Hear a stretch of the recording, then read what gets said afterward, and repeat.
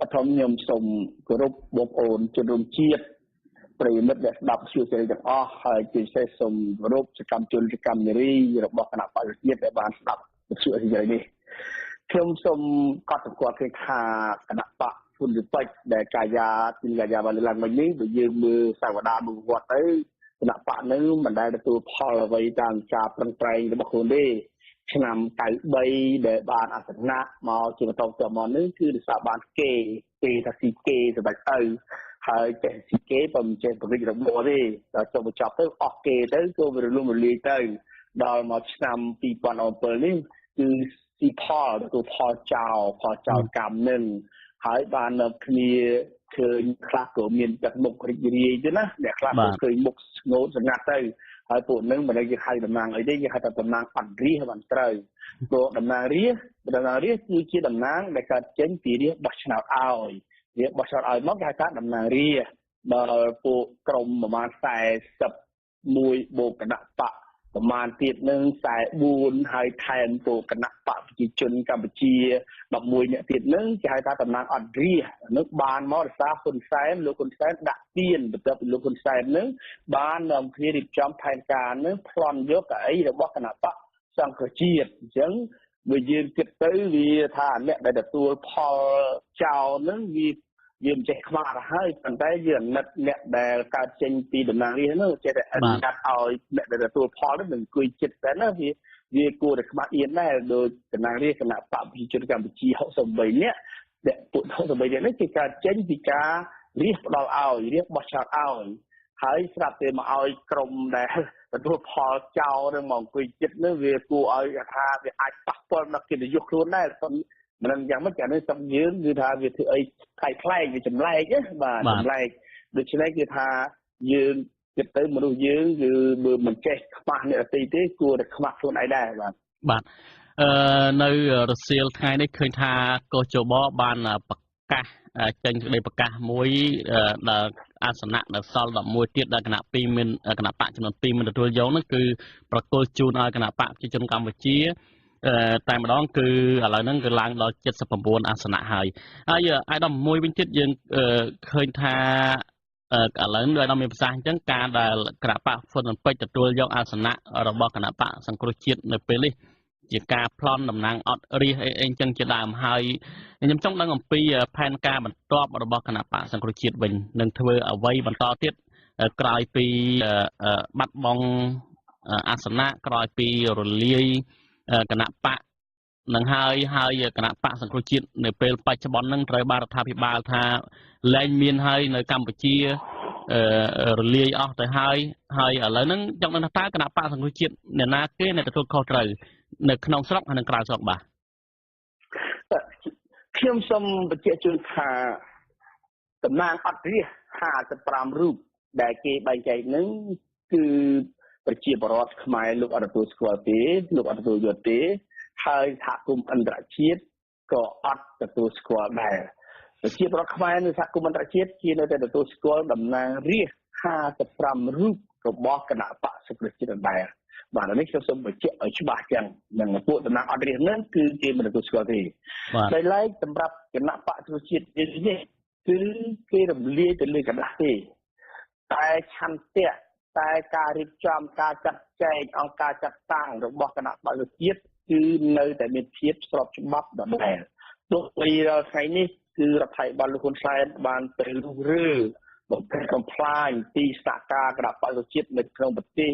អស់ក៏ដោយប៉ុន្តែយើងនៅតែធ្វើកិច្ចការរបស់យើងថ្នាក់ដឹកនាំគណៈបកជាតិដែលនៅឯក្រៅប្រទេសនេះគឺកំពុងតែរៀបចំចាត់ចែងដើម្បីឲ្យមានការិយាល័យរបស់ខ្លួននៅក្រៅប្រទេសដើម្បីធ្វើការទំនាក់ទំនងជាមួយនឹងរចនាសម្ព័ន្ធរបស់យើងនៅខាងក្នុងដែលពួកយើងនឹងគឺអត់មានទៅណាទេបាទគឺនៅជាមួយគ្នាបាទកាន់តែថាបងប្អូនខ្លះលោកមិនទាន់មានសកម្មភាពអីទេគឺយើងនៅសកម្មសិនហើយបងប្អូនមួយចំនួនដែលត្រូវរងការគំរាមកំហែងការយាយីការបំភ័យក៏បាន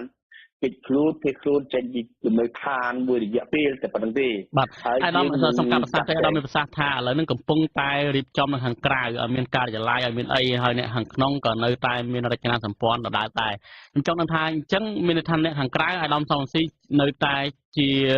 មកចូលរួមជាមួយគណៈបកសង្គ្រោះជាតិក្នុងការដឹកនាំហើយអាយដាមកម្មសខាដឹកនាំគណៈបកសង្គ្រោះជាតិនៅក្នុងពន្ធនាគារឬក៏យ៉ាងម៉េចអាយដាមបាទយើងនឹងរៀបចំឲ្យមានលេខាធិការដ្ឋានមួយដើម្បីសម្របសម្រួលកិច្ចការរបស់យើងទាំងអស់ហើយលេខាធិការដ្ឋាននឹងគឺយើងប្រើប្រាស់ទីស្នាក់ការនៅឯនាយសមុទ្រជាមូលដ្ឋានព្រោះតែយើងដឹងហើយថានៅក្នុងប្រទេសគឺរដ្ឋាភិបាលហ៊ុនសែននឹងមិនអនុញ្ញាតឲ្យយើងធ្វើសកម្មភាពដោយចំហនៅក្នុងប្រទេសទេអញ្ចឹងយើងមានរៀបចំលេខាធិការដ្ឋានហើយ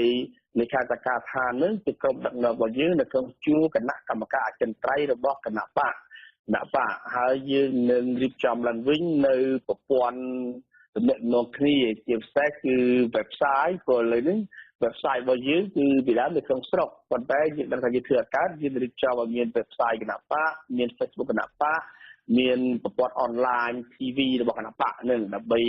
ធ្វើម៉េចយើងផ្សព្វផ្សាយព័ត៌មានទៅដល់បញ្ជូនព័ត៌មានទៅដល់សកម្មជនសកម្មនារីនៃអ្នកគ្រប់គ្រងយើងនៅក្នុងប្រទេសដើម្បីឲ្យលោកបានទទួលព័ត៌មានទៀងទាត់ហើយដោយឡែកក្នុងករណីចាំបាច់គឺយើងមានកិច្ចការខ្លះយើងនឹងអាចទៅសួរយោបល់ពីប្រធានរបស់យើងគឺឯកឧត្តមគុំសខានៅក្នុងពន្ធនាគារហើយក៏យើងនឹងអាចសុំជាយោបល់គំនិតខ្លះពីឯកឧត្តមសំរងស៊ីដែលលោកបានប្រកាសចូលរួមនៅជាភាគនយោបាយជាមួយគណៈបកសង្គ្រោះជាតិយើងវិញនេះបាទអញ្ចឹងមានន័យថាអត់មានមនុស្សម្នាក់ជាអ្នកដឹកនាំទេលេខាធិការដ្ឋានហ្នឹងគឺគណៈកម្មការអចិន្ត្រៃយ៍តែម្ដងបាទត្រឹមត្រូវហើយគណៈបកធំបណ្ណានៃវាមិនមែនស្ថិតនៅលើមនុស្សម្នាក់ទេវាទៅស្ថិតនៅក្រុមដឹកនាំរបស់យើងមានក្រុមដឹកនាំទោះបីឥឡូវនេះយើងនៅទីតាំងនៅបាទប៉ុន្តែយើងបានធ្វើការគេយកឲ្យគ្រោះជាមួយគ្នាបាទខ្ញុំសូមជម្រាបជូនលោកនាងដែរបើសិនជាលោកនាងចង់ផ្ដល់មតិយោបល់ឬក៏លើកជាសំណួរមកកាន់អាយដាមអេងឆៃអៀងសូមដាក់លេខទូរស័ព្ទនៅក្នុង comment Facebook ដែលយើងកំពុងតែផ្សាយផ្ទាល់នេះដែរហើយខ្ញុំមានការសោកស្ដាយដែរដោយសារថាថ្ងៃនេះយើងបានព្យាយាមអញ្ជើញប្រងម្ចាស់នរោត្តមបានរិទ្ធដែលជាសមាជិកសភាថ្មីនោះដើម្បីបកស្រាយពីការបដិញ្ញាចិត្តពីការយល់ឃើញរបស់ព្រះអង្គតាក់ទងទៅនឹងការទទួលបានកៅអីអាសនៈសភាថ្មីនេះក៏ប៉ុន្តែខាងអ្នកនាំពាក្យឬថាអគ្គលេខាធិការរបស់គណៈបកហ៊ុនពេជ្របានប្រាប់ថាព្រះអង្គកំពុងតែរវល់ហើយបើយើងមើលនៅក្នុង Facebook គឺថាព្រះអង្គកំពុងតែរវល់ជប់លៀងសបាយក្រោយពីបានទទួលកៅអីសភានេះបាទអាយដាមងាកមកអាយដាមអេងឆៃអៀងវិញដោយអាយដាមមានប្រសាសន៍មកអញ្ចឹងគឺថាឥឡូវហ្នឹងតំណាងរាស្ត្រទាំងអស់រួមទាំងថ្នាក់ដឹកនាំគណៈបកសង្គ្រោះជាតិហ្នឹងមិនអាចធ្វើសកម្មភាពអ្វីបានទេនៅក្នុងស្រុកដែលរដ្ឋាភិបាលប្រកាសមិនទទួលស្គាល់ក៏ប៉ុន្តែឃើញថាអន្តរជាតិនៅតែទទួលស្គាល់តំណាងរាស្ត្រទាំង55រូបនៅតែទទួលស្គាល់គណៈបកសង្គ្រោះជាតិដដែលបញ្ហាទាំងអស់ហ្នឹងតើគណៈបកសង្គ្រោះជាតិនឹងធ្វើអ្វីផ្សេងទៀតដើម្បីឲ្យគេទទួលស្គាល់កាន់តែខ្លាំងពិសេសដូចជាថាឥឡូវហ្នឹងតំណាងរាស្ត្រអស់សិទ្ធិនៅក្នុងស្រុកហើយតើតំណាងរាស្ត្រអាចថានឹងបង្កើតរដ្ឋាភិបាលស្រមោលឬក៏បង្កើតអ្វីមួយជាទ្រង់ទ្រាយធំហើយដើម្បីគេទទួលស្គាល់ដើម្បីតតាំងទៅនឹងលោកហ៊ុនសែនធ្វើម៉េចឲ្យមានការបោះឆ្នោត2018ទេបាទឥឡូវនេះគឺយុទ្ធសាស្ត្ររបស់យើងគឺទី1គឺយើងត្រូវតែតស៊ូទេយកគណៈបកប្រជាជាតិមកវិញដើម្បីចូលរួមការបោះឆ្នោតឆ្នាំ2018ហើយការតាំងរបស់យើងគឺយើងបច្ចុប្បន្ននេះគឺយើងក៏តាំងតាមនយោបាយការទូតព្រោះយើងដឹងថាប្រទេសច្រើនជាពិសេសប្រទេសចំនួន18ដែលជាហត្ថលេខីកិច្ចប្រជុំប៉ារីសនេះគឺត្រូវតែមានកាតព្វកិច្ចក្នុងការជួយប្រទេសកម្ពុជាព្រោះឥឡូវនេះអ្នកណាក៏ដឹងថាប្រទេសកម្ពុជានឹងជារដ្ឋបាលនៃកម្ពុជាបានស្លាប់ហើយលោកហ៊ុនសែនបានសម្លាប់ទៅហើយដូច្នេះត្រូវតែចូលរួមដើម្បីស្ដារយកមកវិញហើយដោយការបោះឆ្នោតនៅឆ្នាំ2018នេះក៏ថាបើគ្មានវត្តមានរបស់គណៈបក សង្គ្រោះជាតិទេគឺការបោះឆ្នោតនេះគឺសហគមន៍អន្តរជាតិមិនទទួលស្គាល់ទេហើយរដ្ឋាភិបាលដែលកើតពីការបោះឆ្នោតនេះក៏គេមិនទទួលស្គាល់ដែរចឹងបានថាលើនេះគឺយើងអរគុណសហគមន៍អន្តរជាតិដែលបានខិតខំខ្លះខ្នែងហើយក៏បានប្រឹងប្រែងយ៉ាងខ្លាំងដើម្បីជួយប្រទេសកម្ពុជាជួយប្រជាពលរដ្ឋខ្មែរមិនមែនជួយគណៈបកប្រជាជាតិទេប៉ុន្តែអ្វីដែលគេរំលាយគណៈបកប្រជាជាតិនេះគឺបានថារំលាយឆន្ទៈប្រជាពលរដ្ឋខ្មែរអញ្ចឹងអ្វីដែលសហគមន៍អន្តរជាតិកំពុងតែចូលរួមយ៉ាងសកម្មនេះគឺដើម្បីជួយប្រជាពលរដ្ឋខ្មែរទេបាទអញ្ចឹងដោយអាដាមមានប្រសាសន៍មកអញ្ចឹងគឺថាអន្តរជាតិនៅតែទទួលស្គាល់ខ្ញុំចង់ងាកទៅសំណួរខ្ញុំដដែលវិញថាក្រៅពីការរៀបចំបង្កើតមានអគ្គលេខាធិការរដ្ឋានមួយនៅក្រៅស្រុកហ្នឹងនឹងបង្កើតអីផ្សេងទៀតទេដើម្បីមានកម្លាំងខ្លាំងតទល់ជាមួយរដ្ឋាភិបាលបច្ចុប្បន្នយើងនឹងតេតទៅនៅក្នុងប្រទេសយើងរៀបចំបណ្ដាញយើងរៀបចំចងក្រងបណ្ដាញរបស់យើងឡើងវិញព្រោះឥឡូវនេះគឺយើងមានសកម្មជនសកម្មនារីស្រីច្រាស់របស់យើងនៅដែលគាត់ថាគាត់មិនទាន់ធ្វើសកម្មភាពអ្វីបានដោយសារតែវាអត់មានទីស្នាក់ការហើយក្នុងពេលខាងមុខដល់ខ្លីនេះយើងរៀបចំចងក្រងបណ្ដាញរបស់យើងឡើងវិញដើម្បីស្រួលចំណេះដឹងធ្វើការជាមួយគ្នាដើម្បីពង្រឹងកម្លាំងហើយនៅក្នុងពេលដែលយើងទទួលបានជោគជ័យក្នុងការនាំប្រជាធិបតេយ្យមកកម្ពុជាវិញពេលនោះគឺកម្លាំងយើងគឺថាមានភាពរឹងមាំស្រាច់ព្រោះឥឡូវនេះយើងអត់បារម្ភទេទោះបីលោកហ៊ុនសែនបានខិតខំទៅបញ្ចុះបញ្ចូលទិញជំរាមគឺយើងយ៉ាងណាក៏ដោយប៉ុន្តែប្រជាពលរដ្ឋគេអត់ទៅជាមួយទេប្រជាពលរដ្ឋដែលបោះឆ្នោតឲ្យគណៈបកប្រជាជាតិនេះគឺគេបោះឆ្នោតដើម្បីឲ្យមានការផ្លាស់ប្ដូរគឺផ្លាស់ប្ដូរការដឹកនាំរបស់លោកហ៊ុនសែនអញ្ចឹងបុគ្គលខ្លះដែលទៅអ្នកខ្លះទៅដោយបង្ខំចិត្តអ្នកខ្លះទៅអីគឺយើងដឹងហើយទៅរូបកាយទេប៉ុន្តែចិត្តគឺនៅមួយយើងអញ្ចឹងដូច្នេះអ្វីគឺយើងយល់ទាំងអស់គ្នាហើយទោះបីគេខំបំពងតួលេខពីរឿងចុះចូលប៉ុណ្ណាក៏ដោយប៉ុន្តែវាអត់មានន័យទេអានឹងជាយុទ្ធសាស្ត្រដែលរបស់លោកហ៊ុនសែនទេព្រោះយើងដឹងថាយុទ្ធសាស្ត្រអូសទាញចុះចូលនេះវាមិនមានទុកតែសម័យនេះទេតាំងពីសម័យ79មកដល់91ដែលគេទានាឲ្យអ្នកតស៊ូចុះចូលនឹងហើយបើយើងកត់តួលេខដែលគេនិយាយពីអ្នកចុះចូលនឹងវាត្រូវអស់អ្នកតស៊ូវិព្រៃហើយប៉ុន្តែចុងបញ្ចប់គឺអ្នកតស៊ូនៅពេញព្រៃដដែលស្ទើរតែមានកិច្ចប្រព្រឹត្តទីក្រុងប៉ារីសបានគឺវាចប់អាការតស៊ូបរាវុធហើយក្រោយពីឆ្នាំ93បោះឆ្នោតមកនឹងគឺយើងឃើញថាឬខាងគណៈបព្វជិជនវាផ្សាយរឿងគណៈបកសមាជិកគណៈបកប្រឆាំងចុះចូលហ្នឹងណាគឺវាត្រូវអស់វាត្រូវមានគណៈបកប្រឆាំងទេប៉ុន្តែឆ្នាំ2013បានឃើញចរន្តនៃគណៈបកប្រឆាំងខ្លាំងទៅធ្វើឲ្យលោកហ៊ុនសែននោះភ័យស្លន់ស្លោហើយគាត់ដឹងច្បាស់ថាបោះឆ្នោតឆ្នាំ2018នេះអត់ឈ្នះគណៈបកប្រជាជាតិទេអញ្ចឹងហើយបានគាត់ខត់ខំប្រើប្រាស់ជំនឿបាយមករំលាយគណៈបកប្រជាជាតិនឹងដូច្នេះអាការតួលេខចុះចូលវាអត់មានន័យទេបាទអាដាមការពិភាក្សាថ្មីដោយអាដាមបានស្ដាប់ស្ដីរាយការណ៍ពីខាងលើមិញពីខាងដើមមិញហ្នឹងគឺថាលោកហ៊ុនសែនបាននិយាយថាលោកមិនបណ្ដេញសមាជិកគណៈបកសង្គ្រោះជាតិឲ្យចេញនៅក្រៅទេហើយលោកប្រកាសថាលោកដឹងទីកន្លែងគណៈបក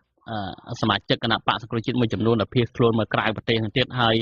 នឹងសហការជាមួយនាយករដ្ឋមន្ត្រីថៃដើម្បីចាប់បញ្ជូនអ្នកទាំងអស់ហ្នឹងទៅវិញអញ្ចឹងតើអាដាមយកឃើញយ៉ាងម៉េចបាទខ្ញុំយកគេថាអញ្ញាធរថៃគេតែងតែគោរពសិទ្ធិមនុស្សអញ្ចឹងអញ្ញាធរថៃគេធ្វើអ្វី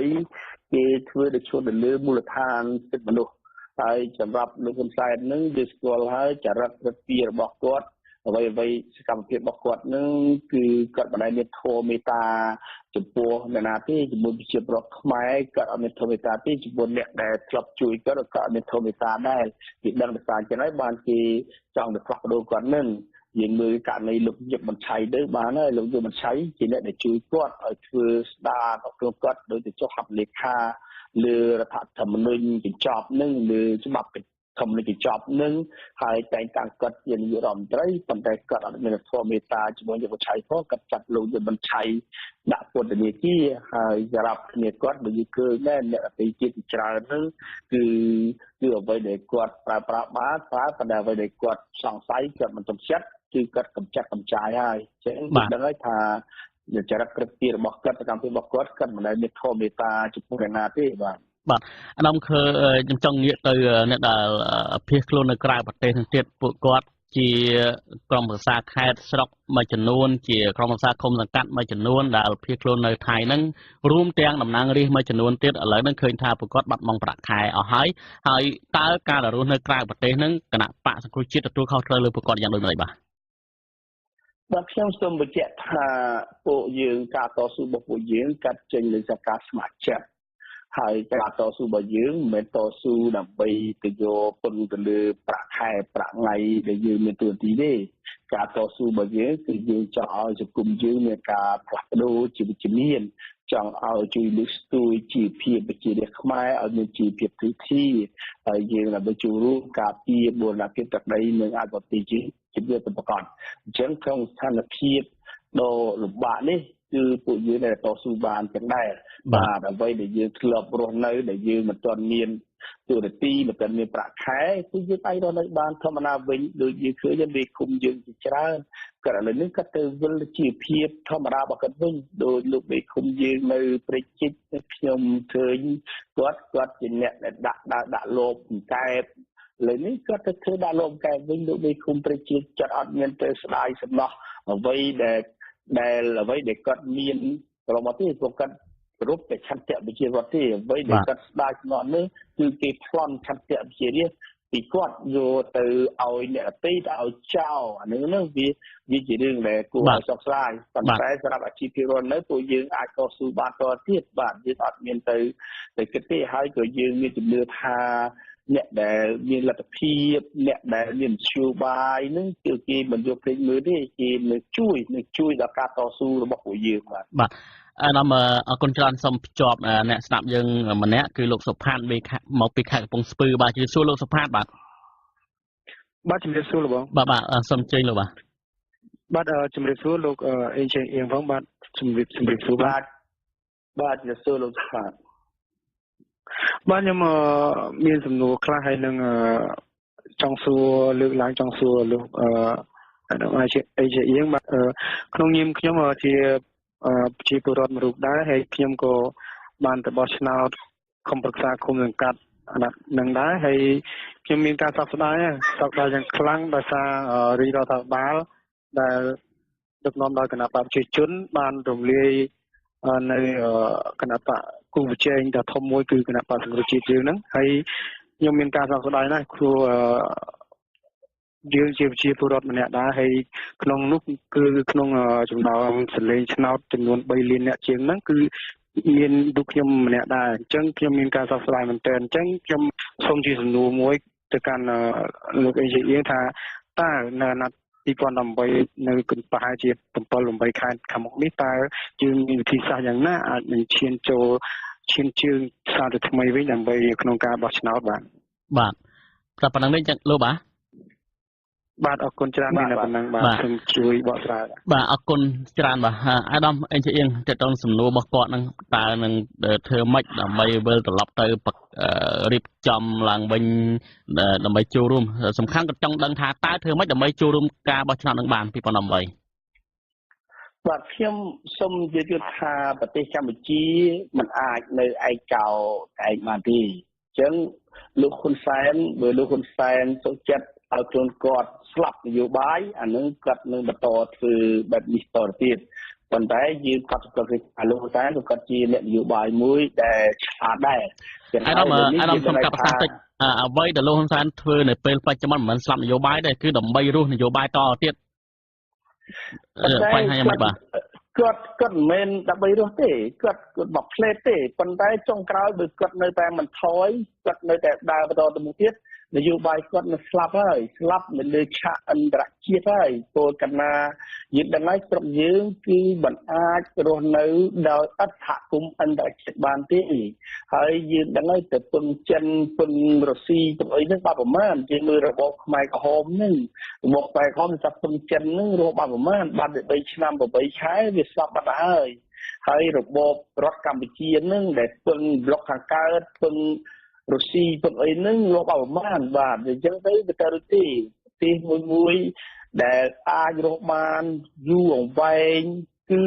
ពងពាក់ទៅលើសហគមន៍អន្តរជាតិដែលគេប្រកាន់របបប្រជាធិបតេយ្យសេរីភូមិភាគអញ្ចឹងមកទើបប្រទេសគេចុះបើក្នុងករណីអភិវឌ្ឍបាទចុះបើក្នុងករណីលោកហ៊ុនសែនសុកចិត្តប្រើពេល3ឆ្នាំទៅ3ស្លាប់នយោបាយក៏ដោយអន្តរជាតិមិនទទួលស្គាល់ក៏ដោយធ្វើម៉េចឲ្យគាត់ឆ្លងផុត2018ខាងមុខដើម្បីបន្តការអំណាចតទៀតតើគណៈបញ្ញជាតិធ្វើអីបន្តទៀតរឿងហ្នឹង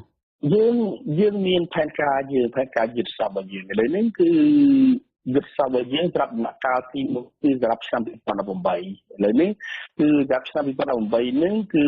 ឲ្យប្រាប់ឲ្យច្បាស់បានដល់ផែនការយ៉ាងម៉េចបាទគោលបំណងរបស់យើងគឺទៅចូលរួមការបោះឆ្នោតឆ្នាំ2018អញ្ចឹងហើយការចូលរួមបោះឆ្នោតឆ្នាំ2018នេះគឺយើងអត់មានទៅបង្កើតគណៈបកផ្សេងឬក៏ទៅយកគណៈបកភ្លើងទៀនឬគណៈបកសិទ្ធិនោះទេគឺយើងទាមទារយកគណៈបកសង្គ្រោះជាតិកลับមកវិញហើយតើមានការដោះលែងលោកប្រធានគណៈខាអ្នកទូតមនសិការអ្វីដូចជារំលាក់ចោលការចោទប្រកាន់នេះលើអ្នកនយោបាយឲ្យប្រព័ន្ធផ្សព្វផ្សាយមានឡើងវិញពិសេសផ្សព្វផ្សាយឯករាជ្យនិយាយស្រួលស្ដាប់ឲ្យបរិយាកាសហ្នឹងវាធម្មតាដូចពេលមុនហេតុការណ៍កាលណាអានេះគឺអ្វីដែលយើងធ្វើហើយយើងអាចការធ្វើយ៉ាងម៉េចដើម្បីឲ្យបានឈានលើអញ្ចឹងវិញបាទធ្វើយ៉ាងម៉េចបានបាទយើងធ្វើការលើនេះគឺយើងធ្វើការងារការទូតយើងកំពុងតែធ្វើហើយអន្តរជាតិគឺគេកំពុងតែធ្វើជាក់ស្ដែងហើយយើងដឹងអស់គ្នាហើយព្រោះឥឡូវនេះយើងដឹងថាបងប្អូនខ្មែរយើងនៅក្នុងប្រទេសនៅក្នុងស្រុកគាត់មិនអាចងើបបានទេវាងើបទៅពួកលោកហ៊ុនសែននឹងនៅបង្ក្រាបធ្វើទុកបុកម្នេញចឹងហើយសហគមន៍អន្តរជាតិនឹងគឺគេបានដឹងឮហើយគឺគេកំពុងតែរៀបចំជានីតិវិធីកន្លងមកនេះគេកាន់តែនិយាយគម្រាមគេកាន់តែពមៀនការពមៀននឹងបានតែគេបញ្ចង់ដាក់ភ្លាមទេគេចង់ឲ្យលោកហ៊ុនសែនកែខ្លួនចង់លោកហ៊ុនសែននេះកែខ្លួនកុំឲ្យដើរត្រប់ផ្លូវជ្រុលទៅប៉ុន្តែឥឡូវនេះលោកសែនគាត់បានដើរខុសបន្តិចផមដែលគេបានកំណត់ហើយ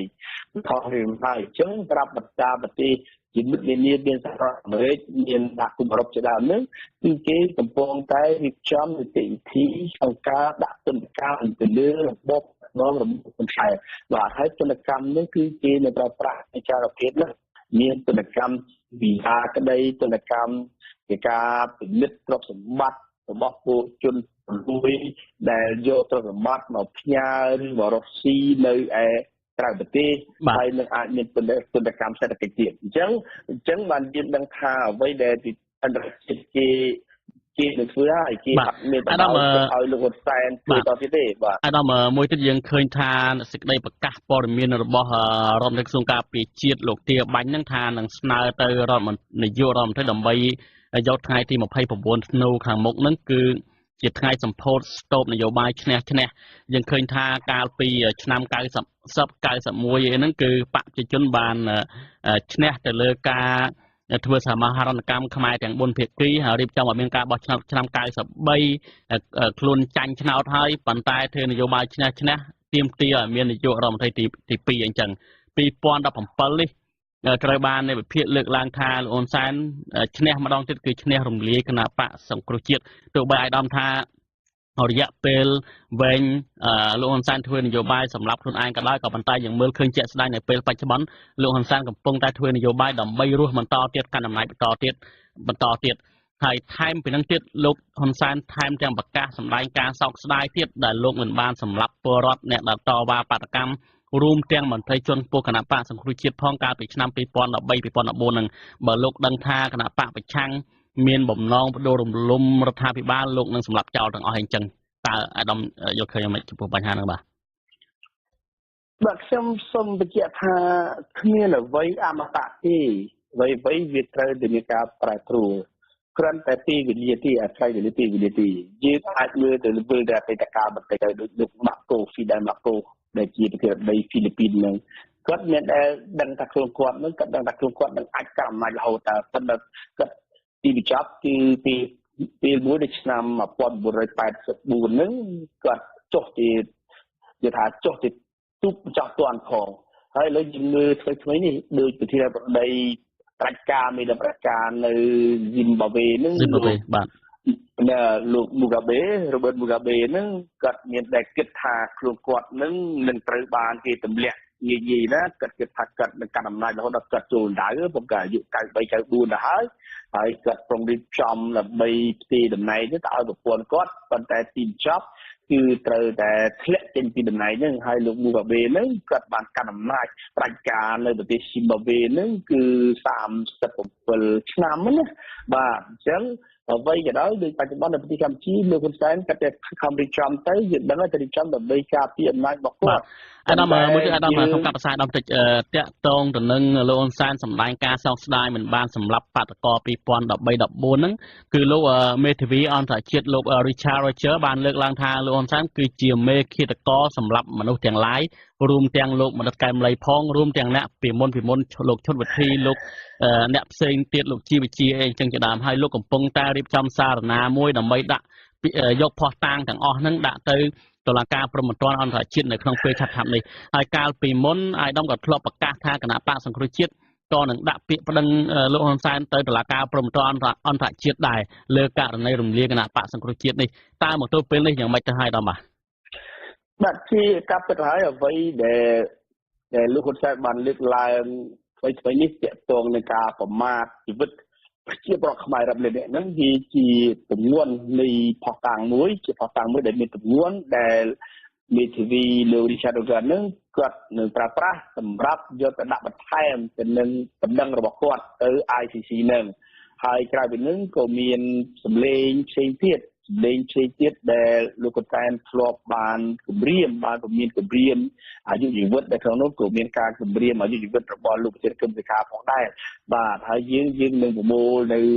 ឯកសាររបស់នេះដើម្បីទុកធ្វើជាភស្តុតាងដើម្បីឲ្យវាកាត់ឲ្យមានទម្ងន់ថាទៀតបាទនឹងដាក់ពេលណាឆាប់ទេអាហ្នឹងយើងធ្វើការជាមួយលោកមេធាវីហ្នឹងមេធាវីដាក់រួមគ្នាជាមួយ Richard Roger បាទបើយើងទៅធ្វើការជាមួយគ្នាព្រោះយើងមិនអាចធ្វើការដោយឡែកទេព្រោះកិច្ចការខ្លះកាលណាយើងធ្វើការដោយឡែកពីគ្នាវាមិនបានជោគជ័យទេតែយើងធ្វើរួមគ្នាហើយឯកឧត្តមសំរងស៊ីនឹងក៏លោកបានដឹងនៅក្រុមហ៊ុន Chevron នឹងដែលជាមេក្រុមហ៊ុនមេរបស់ក្រុមហ៊ុនកាពេចនឹងហើយលើនឹងគឺតឡាការនឹងបានកាត់ក្តីដើម្បីឲ្យក្រុមហ៊ុន Chevron នឹងត្រូវតែផ្ដល់នៅភស្តុតាងពាក់ព័ន្ធទាំងអស់នឹងការសម្លាប់លោកមនិតកែមលីនឹងហ្នឹងគឺសិតតែយើងនឹងទៅទៀតនឹងត្រូវវិមុខឲ្យច្បាស់ថានរណាជាឃាតករនៅប្រទេសកម្ពុជានឹងដែលសម្លាប់ប្រជាពលរដ្ឋខ្លួនឯងនឹងបាទលោកនាងជាទីមេត្រីបើសិនជាលោកនាងចង់សួរសំណួរមកកាន់អាយដាមអេឆ្អៀងនៅពេលនេះលោកនាងអាចដាក់លេខទូរស័ព្ទនៅក្នុង comment Facebook របស់ស៊ីសេរីដែលកំពុងតែផ្សាយផ្ទាល់នៅពេលនេះបាទអាយដាមចង់ជំរាបសួរអាយដាមបន្តទៀតបើយើងងាកទៅកាលពីឆ្នាំ2013គឺឃើញថាគណៈបកសង្គ្រោះជាតិមានមហិច្ឆតាធំធេងណាស់គឺថានឹងទាមទារឲ្យមានរដ្ឋាភិបាលមួយដែលគោរពសិទ្ធិមនុស្សគោរពច្បាប់ហើយឲ្យមាននីតិរដ្ឋអ្វីដែលមហិច្ឆតាដែលធំជាងគេរបស់គណៈបកសង្គ្រោះជាតិនៅពេលនោះគឺចង់ឲ្យមានការផ្លាស់ប្ដូរកោជបគឺមានការផ្លាស់ប្ដូរហើយចង់ឲ្យមានទូរទស្សន៍ផ្ទាល់ខ្លួនមួយទៀតគឺឈ្មោះ Sun TV ហើយក៏បានចាប់ផ្ដើមធ្វើយុទ្ធនាការរៀងគៀសប្រាក់ដើម្បីបង្កើតទូរទស្សន៍ Sun TV នឹងក៏ប៉ុន្តែគណៈបកសង្គ្រោះជាតិមិនបានសម្រេចបំណងរបស់ខ្លួនទេនៅការបង្កើតស្ថានីយ៍ទូរទស្សន៍នឹងហើយការរៀងគៀសថវិកាវិញក៏មានចំនួនច្រើនគួរសមដែរខ្ញុំចង់ដឹងអំពីថវិកានឹងមកទល់ពេលហ្នឹងនៅណាហើយបានធ្វើអីខ្លះឬក៏រក្សាទុកឬក៏យ៉ាងម៉េចអាយដាមបាទតកតងនឹងធនធានរបស់ទូទស្សន៍ព្រះអាទិត្យនឹងគឺក្រុមហ៊ុនដែលទទួលបន្ទុកនឹងគេអ្នកគ្រប់គ្រងក្នុងនោះយើងមានទាំងដីធ្លីដែលយើងទិញហើយអាជ្ញាធរមិនអោយយើងលើកអង្តែនយើងនៅរក្សាទុកជាកម្មសិទ្ធិរបស់ក្រុមហ៊ុនទូទស្សន៍ព្រះអាទិត្យហើយយើងមានដីធ្លីថ្មីដែលជាជំនួយរបស់សប្បុរសជនហើយដែលអាជ្ញាធរនៅកំពែងនឹងដែលអាជ្ញាធរមិនអោយនឹងក៏តែជាអចលនទ្រព្យរបស់ក្រុមហ៊ុនឬទឹករបស់ក្រុមហ៊ុនហើយនឹងថវិកា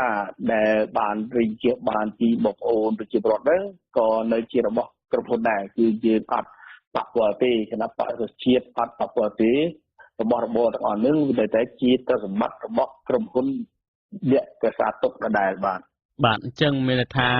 ថាវិការទាំងអស់នៅរសារទុកហើយផែនការនៅក្នុងការបង្កើតទូរទស្សន៍ព្រះអាទិត្យក៏នៅតែមានដដែលបាទយើងអត់បោះបង់ទេព្រោះយើងការតស៊ូរបស់យើងអត់ទាន់បានទៅដល់គោលដៅអញ្ចឹងឥឡូវនេះយើងកំពុងតែរៀបចំផែនការសកម្មភាពតស៊ូរបស់យើងបន្តទៀតណាតាមយុទ្ធសាស្ត្រដែលយើងកំណត់មួយដំណាក់កាលម្ដងរហូតដល់យើងដល់គោលដៅរបស់យើងបាទខ្ញុំសូមអភ័យទោសលោកនាងដែរខាងបច្ចេកទេសប្រាប់មកមិញថាគឺមានអ្នកដាក់លេខទូរស័ព្ទដើម្បីចង់ភ្ជាប់សួរមកឲ្យដំច្រើនមែនតើក៏ប៉ុន្តែដោយសារបញ្ហាបច្ចេកទេសយើងភ្ជាប់មិនបានទេវាបញ្ហារ៉ាក់រ៉ូលក៏ប៉ុន្តែទោះបីជាយ៉ាងនេះក្តីខាងបច្ចេកទេសកំពុងតែព្យាយាមតេទៅវិញហើយលោកអ្នកដែលចង់សួរសូមចេញដាក់លេខទូរស័ព្ទបន្តទៅយើងនឹងបានពេលណានឹងភ្ជាប់នៅពេលហ្នឹងអាយដាមចង់ងាកមកអាយដាមឲ្យជាអៀងបន្តទៀតតើខាងដោយលោកហ៊ុនសែនបានមានប្រសាសន៍ឲ្យថាទោះបីជាលោកយកក្រុមប្រឹក្សាឃុំសង្កាត់ទាំង 5000 នាក់របស់គណៈបកសង្គ្រោះជាតិមិនបានក្តីក៏ប៉ុន្តែក្រៅពីហ្នឹងក៏មានមនុស្សមួយចំនួនទៀតដែលជាអ្នកចូលលំដាប់មិនជាប់នឹងរងហ្នឹងគឺឥឡូវហ្នឹងបានចូលបដាបដាហើយព័ត៌មានដែលតាមខ្ញុំដឹងគឺថាមានវិធីសាស្ត្រទិញអីចឹងសម្លុតផងអីផងអញ្ចឹងទៀតតើខាងគណៈបកសង្គ្រោះជាតិមានអ្វីដើម្បីទប់ស្កាត់រក្សាសមាជិករបស់ខ្លួនឲ្យនៅកងវងនោះបាទយើងនៅថាការតស៊ូរបស់យើងគឺឲ្យមានការខិតខំទីអ្នកចូលរួមគឺចូលដោយឆន្ទៈចូលដោយទឹកចិត្តអញ្ចឹងគឺយើងមានតែឲ្យបងប្អូនយើងទាំងអស់ស្ដាប់ជើងស្កាំរីហ្នឹងយើងធ្វើអ្វីទៅតាមឆន្ទៈរបស់ប្រជាពលរដ្ឋយើងទៅគោរពឆន្ទៈប្រជាពលរដ្ឋគាត់ឲ្យយើងគឺអីយើងគួរធ្វើតាមគាត់ដូច្នេះប្រជាពលរដ្ឋលោកបោះឆ្នោតឲ្យគណៈបកប្រជាជាតិអញ្ចឹងបើកណាបងប្អូនដូរទៅអីផ្សេងបើតែយើងក្បត់ខន្តិប្រជាពលរដ្ឋហើយយើងដឹងហើយយុទ្ធសាស្ត្ររបស់លោកហ៊ុនសែនដែលកាត់ខិតខំប្រម៉ែប្រមូលសកម្មជនគណៈបកប្រជាជាតិឲ្យទៅចូលគាត់ដើម្បីរៀបចំឲ្យចេញជាជីវិញហ្នឹងគឺគាត់មានការពីកុំឲ្យថាគេថាគាត់ទៅប្លន់កៅអីរបស់គណៈប្រកាសគាត់ឲ្យមកសមាជិករដ្ឋជាតិវិញប៉ុន្តែអ្នកនឹងកណាចូលទៅគាត់ហើយវាមិនមែនជាសមាជិករដ្ឋជាតិទេជាសមាជិករបស់គណៈបកប្រជាជនកម្ពុជាដូច្នេះប្រជាពលរដ្ឋអត់ទាំងអស់ទាំងនេះគេនៅតែចាត់ទុកថាជាការប្លន់ឆន្ទៈប្រជាពលរដ្ឋហ្នឹងឯងទោះបីបុគ្គលនឹងចូលឈ្មោះគឺពេលដែលគាត់ចូលឈ្មោះឲ្យគណៈបកប្រជាជាតិហើយប្រជាពលរដ្ឋខ្មែរលោកបោះឆ្នោតឲ្យគណៈបកប្រជាជាតិដោយគណៈបុគ្គលនឹងទៅចូលឈ្មោះបាទអរគុណអាយដាមដោយសារពេលវេលាខ្លីដល់ឥឡូវយើងខាងបច្ចេកទេសបានប្រាប់មកថាភ្ជាប់អ្នកស្ដាប់បាទម្នាក់ពីប្រទេសជប៉ុនលោកហៃវណ្ណាសូមជិះលោកហៃវណ្ណាបាទដែលសល់ខ្លីមែនតើបាទសូមជំរាបសួរវាគ្មិនហើយនឹងអ្នកសម្របសម្រួលបាទជាដំបូងគឺខ្ញុំសូមធ្វើការដាក់បណ្ដាសាចំពោះជនដែលក្បត់ជាតិបើសិនបើលោកហ៊ុនសែនគឺជាជនក្បត់ជាតិការធ្វើវិធីបន់ស្រន់នៅទីក្រុងសៀមរាបនៅដើមខែធ្នូនេះសូមឲ្យវិនិច្ឆ័យទាំងតកូលហ៊ុននឹងទាំងអស់ហើយនឹងសណ្ដានទាំងប៉ុសណ្ដានសិនដល់គាត់ជាជនក្បត់ជាតិបាទនេះគឺជាចំណុចទី1ដែលខ្ញុំចង់ប្រាប់ហើយពាក់ព័ន្ធទៅនឹងការផ្ទេរកៅអីដែលជាឆន្ទៈរបស់ប្រជាពលរដ្ឋជាង3លាននាក់ទៅឲ្យសូមខែខ្លីលោកវណ្ណាយើងដល់ទីបញ្ចប់ហើយបាទសូមខែខ្លីមែនតើបាទគឺជាទង្វើមួយដ៏ថោកទាបដែលប្រជាពលរដ្ឋខ្មែរទាំងអស់គួរតែចងចាំទាំងអស់គ្នាហើយពាក់ព័ន្ធទៅនឹងការជួយរបស់អន្តរជាតិគឺខ្ញុំគិតថាវាគ្រាន់តែជា50%ទេអ្វីដែលយើងត្រូវរួមចំណែកទាំងអស់គ្នាគឺប្រជាពលរដ្ឋខ្មែរទាំង15-16លានអ្នកហ្នឹងត្រូវតែក្រោកឈរទាមទារលទ្ធសិទ្ធិសេរីភាពពីព្រោះសិទ្ធិសេរីភាពវាមិ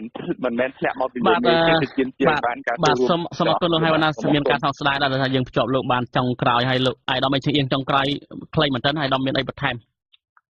បាទខ្ញុំសូមអំពាវនាវដល់បងប្អូនជនរួមជាតិសកម្មជនសកម្មនារីយើងត្រូវតែរក្សាភាពសេចក្តីសង្ឃឹមរបស់យើងការតស៊ូគឺត្រូវតែបានសម្រេចអំពើល្អនិងឈ្នះអំពើអាក្រក់យុទ្ធធម៌និងឈ្នះអយុត្តិធម៌អញ្ចឹងសូមឲ្យបងប្អូនកុំបារម្ភបាទអរគុណច្រើនអាយដាមដោយសារយើងដល់ទីបញ្ចប់ហើយអាយដាមបាទសូមអាយដាមសូមអភ័យទោសផងយើងចប់ហើយបាទសូមអភ័យទោសផងឥឡូវយើងដល់ទីបញ្ចប់ហើយលោកនាងដែលទើបតែបានស្ដាប់ព័ត៌មានរបស់អាស៊ីសេរីរយៈពេល1ម៉ោងនៅពេលនេះចប់តែប៉ុណ្ណេះ